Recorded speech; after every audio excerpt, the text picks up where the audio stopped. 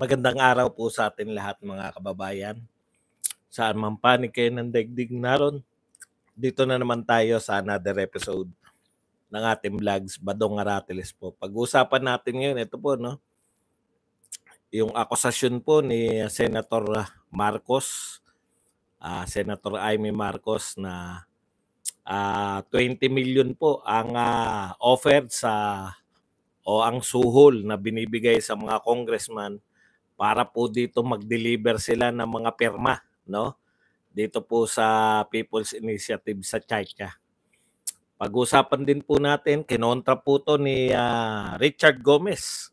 Wala raw sila natatanggap. Aba, baka hindi ka nabigyan. Baka hindi nabigyan si Richard Gomez. At pag-uusapan din po natin na by special request nyo po, may pinanood po kong episode ni Mike Abe.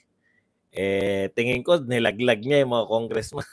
Sa pagtatanggol sa mga congressman dito po sa Chacha, mukhang hindi niya po napagtanggol kundi nalaglag niya nang hindi sinasadya. Yan po mga pag-uusapan natin, pero bago yan, kung bago ka pa lang dito sa ating channel, mag-subscribe ka na.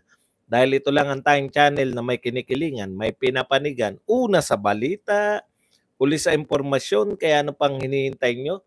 Pindot na. Okay, pag-usapan po natin, no? Unahin po muna natin itong mga sinabi ni Mike Abe bago tayo rito sa kay Senator Amy tsaka kay Congressman Richard Gomez. Ano nga pala, no? Congratulations, si Rap Recto na po ang bagong Finance Secretary. Ano na po mangyari kay Jokno, yung magaling na Jokno? Hindi ko po alam, no? Kung bakit po tinanggal, napakahusay naman. Hindi ko rin po alam. Pero lagi pong lately nakita ko po yung sa Maharlika, di ba? Unti-unti na is out siya sa Maharlika parang sa tingin ko dun Hindi ko lang po alam kung ano doon kasi dami niya. Alam niyo kasi mga yung mga hindi politiko. Yung talagang yung makakatulong sa ekonomiya kung ekonomista sila. Pang-ekonomiya talaga no. Siguro hindi sila hindi iba talaga pagka ekonomista at mga politiko. Hindi magkakasundo. Ganyan din po sa House Marcos Romualdez, di ba? Si Senator Amy, meron pa siyang sa tao Alam niyo yun, yung banggaan po sa isang banda, si Romualdez Martin, tsaka yung asawa si Lisa. Mga po yan, sanay po, hindi po sanay sa mga national politics Kumbaga sila yung di ba? Si Martin kasi, district lang yan. Kahit na anong gawin niya, mananalo at mananalo yan sa district niya. Si Relisa naman, sanay po yung mga Araneta na, ano ngayon, kung nakakontra kayo sa amin, basta ito yung, di ba? Mga alta sosyudad yan Hindi po yan, si Amy po iba, bagamat lumaking mayaman, dahil national po lagi yung politics niya, marunong kumapa sa mga kagustuhan ng tao, no? Kaya ganyan po yung nangyayari ngayon sa House Marcos Romualdez. Okay, susubaybayan natin yan kung saan patungo tong ating liderato. Okay, punta na po muna tayo dito kay Mike Abe at mukhang paborito nyo, gusto nyo talakayin ko yung mga tinatalakay nito ng mga talagang tumitira po siya sa mga Duterte pala, no? Dami niya ng vlogs na Duterte, no? Partikular itong sa Chacha. Tinira niya po si Pulong na pinagtatanggol niya si Migs Nograles. Parang sinasabi niya na hindi yata alam ni Pulong na yung PBA, di ba? Sinitan niya ni Pulong nang nangunguna sa pagpapirma dito po sa People's Initiative sa Davao City ay etong si Migs Nograles, no? Parang pa si Mike Abe, tali-talinuhan pa Sabi ni Mike Abe, hindi niya ba alam na dapat Pinalitan na po ni Recto. Dapat ay si Migs Nograles, parang senador daw yung party list na buong Pilipinas. Kaya normal lang daw no, na kumilos si Migs Nograles sa Davao City. Alam niyo, si Mike Abe, akala niya na pagtatanggol niya yung mga congressman, no? Actually, nilalaglag mo yung mga congressman, eh. May sinabi pa si Mike Abe na eto po ang pinaka ano to, no? Kasi People's Initiative daw to. Ito raw ang pinaka tama sa lahat, no? Tatlo daw yung pagpapalit ng konstitusyon, CONAS, at itong initiative. At ito daw ang pinakatama dahil ito ay galing sa tao. Kaya daw mali na pigilan yung mga congressman na magsulong nito. Kita mo na. Sabi pa ni Mike Abe, buong Congress daw, no? Lahat na ng mga congressman nagsusulong na nitong People's Initiative. Sila yung nangunguna sa pagsusulong. Hindi naman gantong-ganto. Siyempre, ganito yung pinakalaman. Mga congressman, lahat yata raw ng congressman, pwera lang si Pulong tsaka to si Lagman. No? Kala ni Mike Abe na pagtatanggol niya yung mga congressman. Hindi mo ba alam kung ano ibig sabihin, Mike Abe, ng People's Initiative? Pinatutunayan mo lang na hindi yan People's Initiative. No? Ikaw mismo ang naglalaglag sa mga congressman, pinatutunayan mo na ang nagsusulong niyan, mga congressman at hindi mga tao. Akala mo, mahirap talaga pag meron na bang congressman na umamin na sila yung nagpapapirma, sila yung namumuno sa pagpapapirma? Ikaw. Ikaw ang nagbisto sa kanila. Nilaglag mo sila. Kaya nga People's Initiative.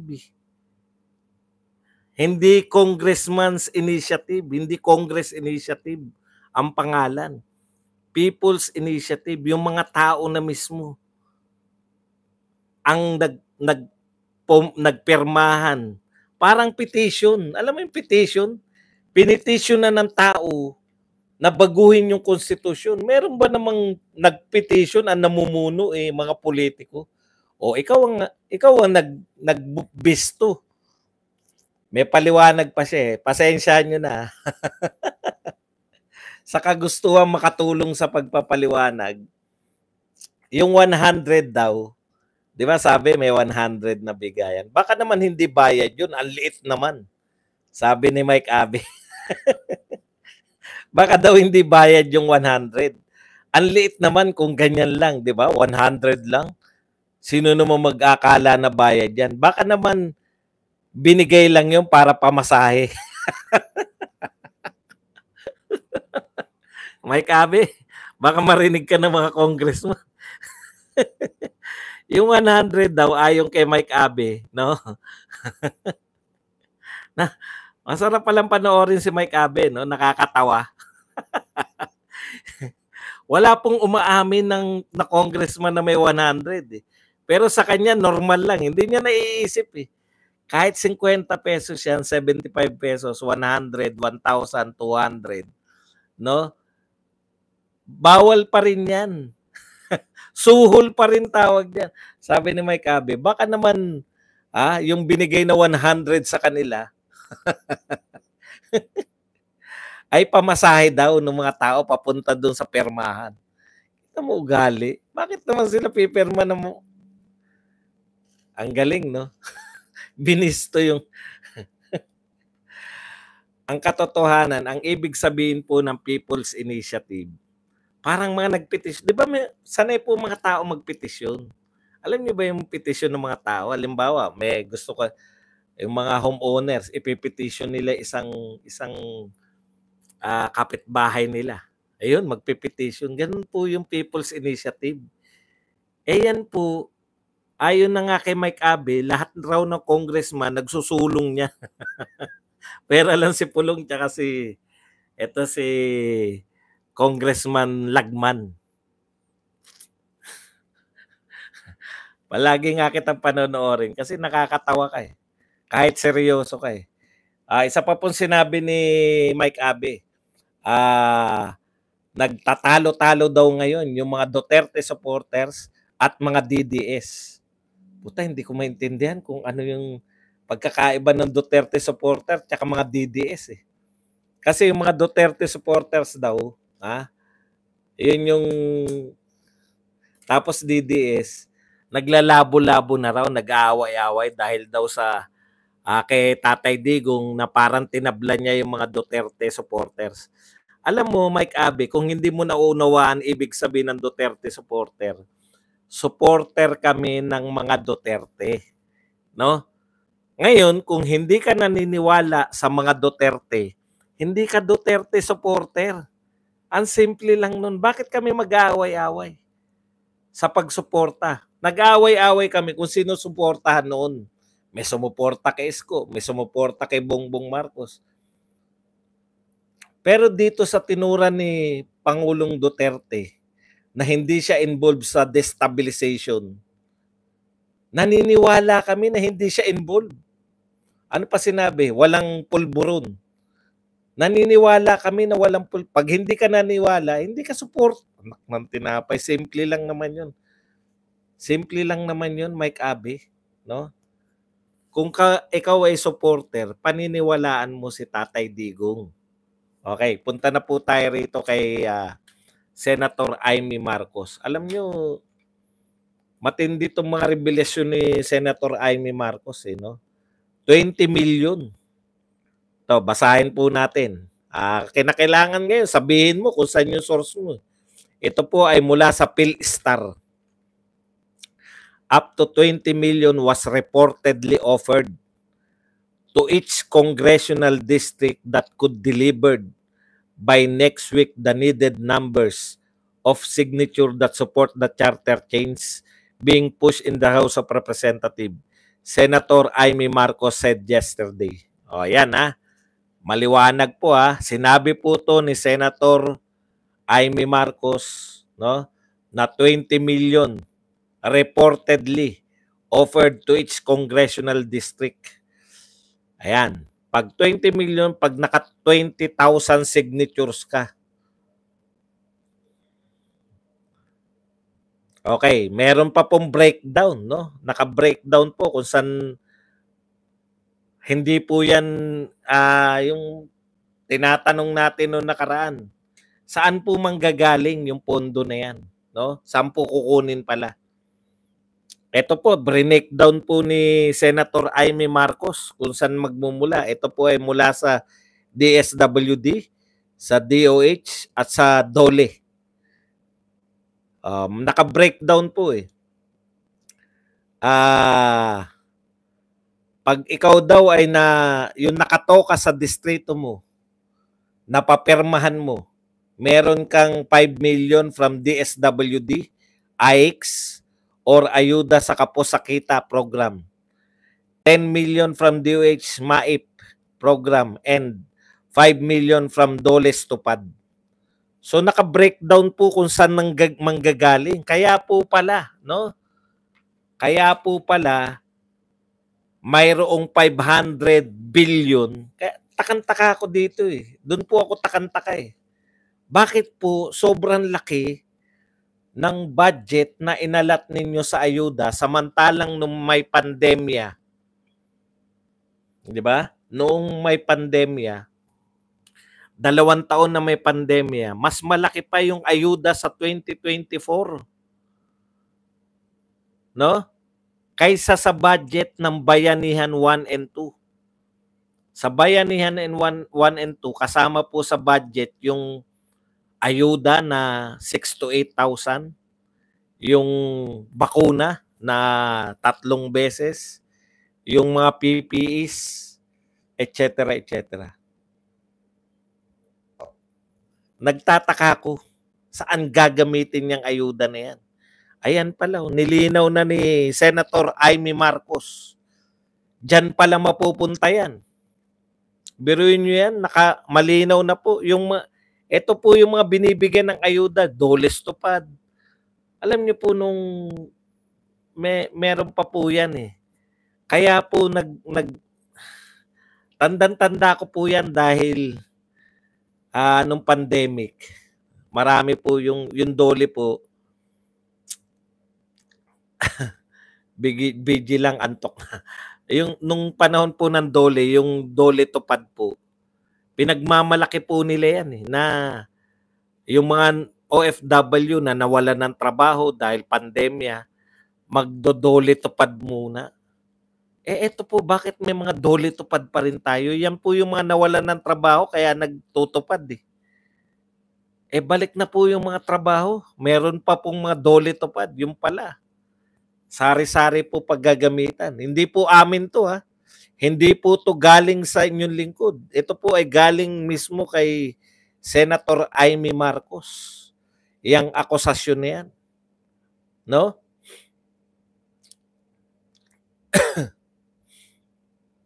Okay. Punta po tayo rito. Yan po. Expose ni Senator Amy. Meron nakalimutan ko yung isang expose ni Senator Marcos na ayun nga no, yung sa in-expose niya yung pinsan niya na yan nga yung sa kanya galing yung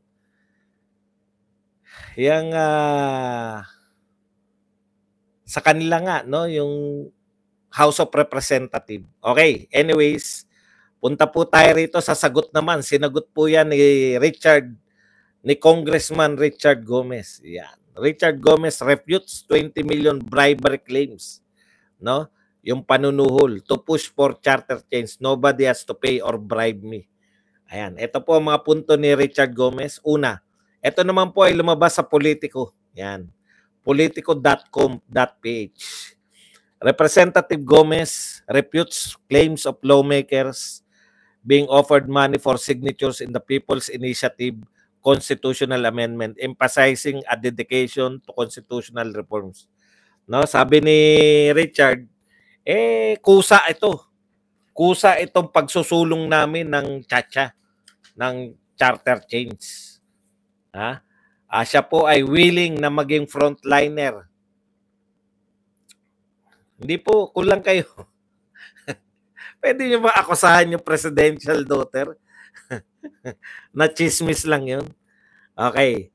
He expressed willingness to be frontliner in advocating for charter change. No? Willing siya na maging frontliner. Yan. Including foreign investment. Ito po yung mga gusto nila. Emphasizing the potential benefits. Saan daw tayo mag-benefits? Foreign investments, streamlined process, and business-friendly environment. Yan palang babaguhin. No? Lahat po nagsasalita tungkol po sa economic, no? Babaguhin para po maka-attract ng investors. Gomez challenges those opposing constitutional reforms, suggesting that some fear changes to term limits, etc., etc. Okay. Ayon pa kay Gomez, ito po mga direct quotation po to. Nobody has to pay or bribe me or any other lawmaker when it comes to pushing for constitutional reforms, which I believe will truly help our economy and improve the lives of our people. Alam nyo, ang dami nyo nang ginawa na pare-pare yung sinasabi nyo. Yung Maharlika Fund din, yan din yung sinabi nyo. Kaya nyo pinasa eh. Ngayong naipasa nyo na, ano na nangyari sa Maharlika Fund? Nakatulong na ba?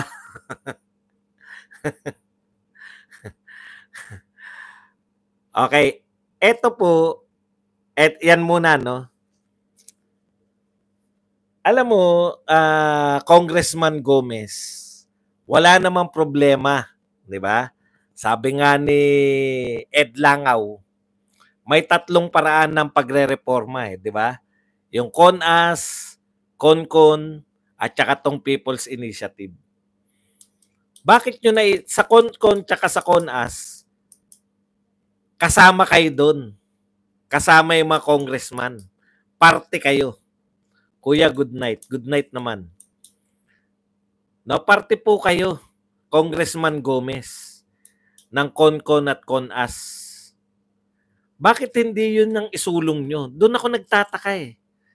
Bakit hindi yung congressman, yung may pakialam yung Congress, ang pakialaman ninyo? Bakit yung tinatawag na People's Initiative ang gusto nyong pakialaman? Hindi nyo po ba naintindihan yun na kayo po ay congressman? So ang isulong nyo pong way, yung kasama yung congressman. Kayo po. Bakit po ang pinupus ninyo yung People's Initiative? Hindi naman kayo, dalawa po yun eh. Dapat yung way nyo ng Constitution, sabi nga ni Senator Amy, pwede naman natin pag-usapan kung ang gusto nyo lang eh yung mga economic reforms lang. Mag-uusap na lang tayo kung paano natin gagawin yan. Bakit kasi nyo isinasama lagi, oy, 49,000 na yung Bitcoin? Wow, sarap. Hindi ako nagbi-Bitcoin eh. Bakit nyo pakikialaman yung People's Initiative? Di ba? Yun eh. Yun yung pinoproblema ko sa inyo. Congressman kayo eh. Meron na nga way kasama kayo. Bakit nyo pakikialaman? O, ikalawa. Ito ang sinabi niya. Ito, hindi ako sang-ayon dito. Ito, who are afraid of constitutional reforms? Sino daw yung mga takot sa constitutional reforms? Politicians who think their term limits will be changed, shortened, or scrap. A reason which is totally self-serving and selfish. Mga politician lang daw po na natatakot na matanggalan sila ng yung termino nila. No? Ayan po, ang pinariringgan niya, etong mga senador, no? At saka yung mga tatakbong presidente. Paano kami ayaw din namin ng constitutional ng Chacha?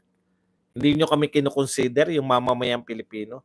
Ayaw namin, lalo na kung mga congressman.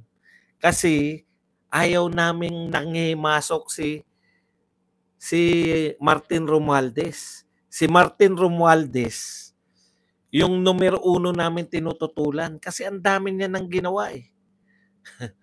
ng mga palusutin sa Kongreso. Halimbawa, eto. Saan ka nakakita? Mas malaki pa yung budget natin ng ayuda ngayon kaysa sa 2 taon na ayuda nung panahon ng pandemya. Ngayon, regular na trabaho ng mga tao. Yung 2 taon na yun, wala talagang mapasukan na trabaho. Bakit mas malaki ngayon ng ayuda? Nagtatrabaho ng mga tao.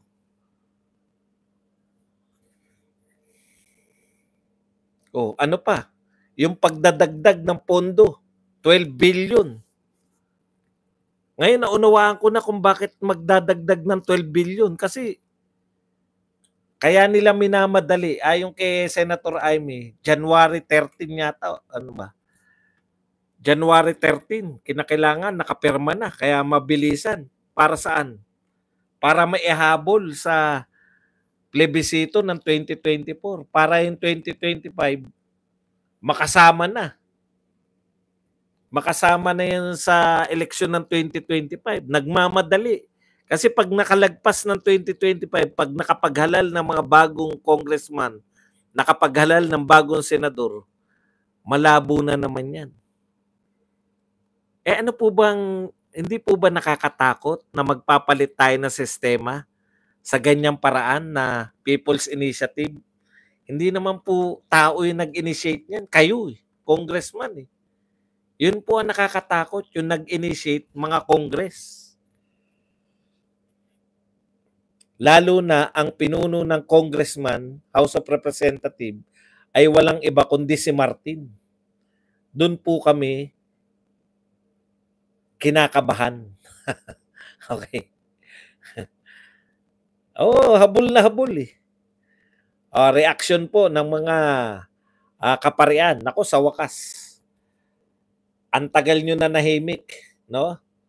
Eto po, nagsalita na po ang mga kaparian, Apostolic Vicar of Taytay, Palawan, Bishop Broderick Pabilio.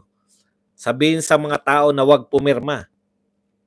Hindi ito inisyatiba na galing sa mga tao kundi ng ilang politiko. Tignan nyo. Mabuti naman po, mga Bishop Pabilio. Masyado kang pabibo sa nung panahon ni Duterte. Ngayon, tahimik kayo. Mabuti naman, nakuha nyo magsalita. Kaya po sila nagmamadali, habulin nila para... Kasi po, sa totoo lang, walang kapag-apag-asa na maging presidente. Trinay na lahat. Nasiraan na lahat si BP Sara. Hindi pa rin umangat-angat.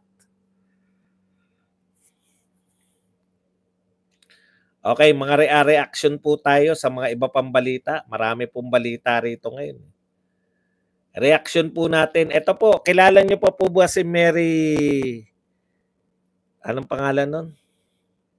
Biloso, si Biloso. Ayan, si Mary Jane Biloso. Ito po, para sa mga hindi na po maalala si Mary Jane Biloso, no? Siya po yung drug courier. Nahuli po. 'Di ba ano siya yung biktima ng sindikato.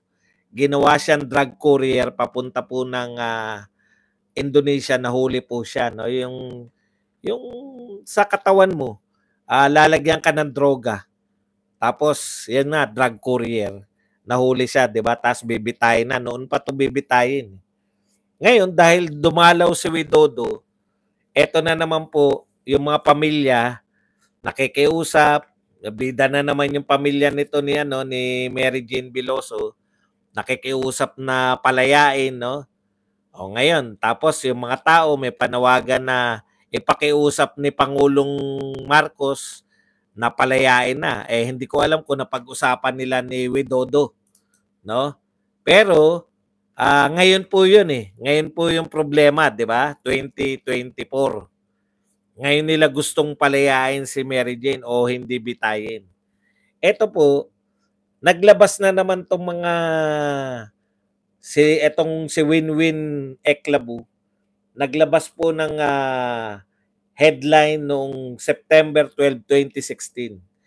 Ang nakalagay po rito sa headline ng Philippine Star, report, Duterte gave go signal to execute Mary Jane Biloso. Yan po ang pinalalabas nila ngayong 2024. Kasalanan pa rin ni Duterte kung bakit hindi napakawalan si Mary Jane Biloso. Alam nyo, sa totoo lang, nakakapanggigil na kayo, no? Ang presidente po ngayon si Marcos. Lahat po ng gagawin ngayon, si Marcos po, si President Marcos po. Bakit po lahat ng sisi nyo pa rin kay Pangulong Duterte? Bibigyan ko po kayo, natatandaan ko to eh, tong particular na kaso na to. Kung hindi ako nagkakamali, dadalaw si Pangulong Marcos o may aktibidad sa Indonesia. Tinanong siya ng mga tao, ay pakikiusap nyo ba si Mary Jane Biloso sa mga Indonesian? O parang kahuhuli, parang ganon. Ang sabi ni Pangulong Duterte, may war on drugs tayo dito eh. Ayokong pakikialaman ako ng mga hindi gantong-ganto. May sarili tayong batas, may war on drugs tayo. Ayokong pakikialaman ako ng ibang bansa. Kita nyo, prophetic, di ba? Ayaw nyo pakikialaman siya ng ibang bansa. Ibang bansa, pero ICC ngayon nakikialam sa atin. Ayaw niyang pakikialaman siya ng ibang bansa. Pagdating sa hustisya, ganun din ako, lalo na sa droga. Kung iba yung kaso ni Mary Jane Biloso, baka pinakiusap niya yan. Marami pong pinakiusap si Pangulong Duterte. Ang galing natin dyan eh. Noong panahon ni Duterte, wala tayong problema sa mga Kuwait, di ba? Ibang uri yung presidente natin noon eh. Okay. Yun po ang tanda ko eh. Ayaw kong pinakikialaman ako lalo na sa drug war ko. Bakit ako makikialam sa bansa ng iba? Logical yun eh. Ngayon, kung gusto ninyong palayain ngayon, makiusap kayo ngayon, wag niyong isisik kay Duterte. Tapos na term ni Duterte. Ganun lang po yun. Balik kayo ng balik sa nung si Duterte. Ngayon kayo nakikiusap, si Duterte pipili, ano nyo? Ngayon kayo nakikiusap, si Duterte sisisihin nyo kung hindi kayo mapagbigyan. Dapat pinilit nyo si Pangulong Marcos na pag-usapan. Ewan ko kung napag-usapan nila. Bakit nyo isisisi kay Duterte?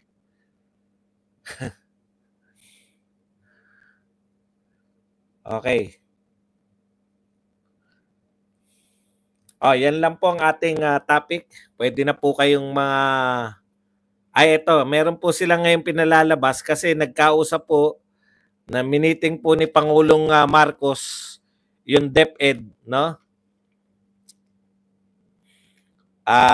Pinag-usapan po nila yung PISA ranking. Mababa po talaga tayo. As expected kasi yung test na yan, yung lumabas na test, hindi pa po panahon yan ni Sara Duterte, no? Noong nakaraan pa po yan. Kaya pinag-usapan nila, kasama si Pangulong Marcos, yung cabinet dito sa PISA ranking.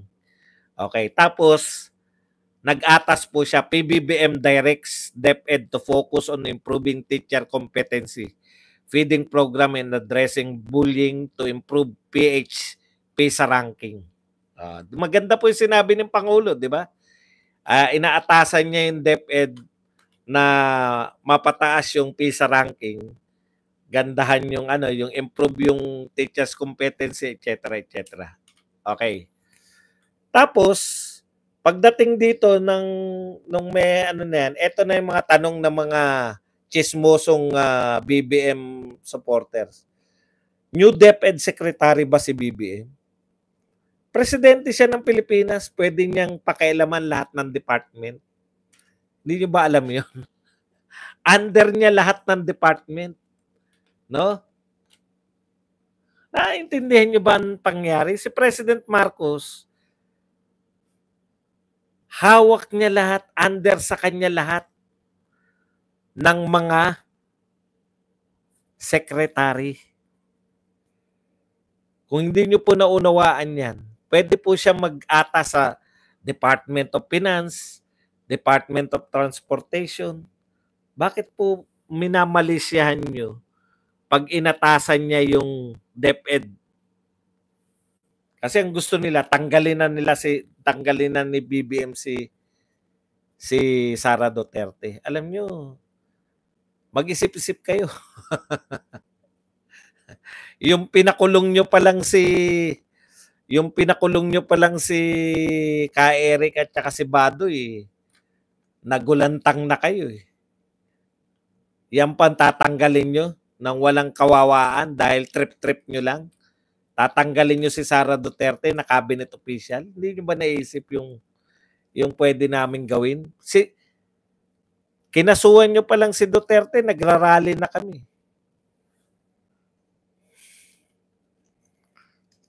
Yan lang po ang ating topic. Pwede na po kayong mag-komento. Pwede na rin po kayong magtanong. Sana magtanong kayo. Gusto kong nagtatanong kayo. Mas masarap akong tinatanong kaysa pinupuwersa.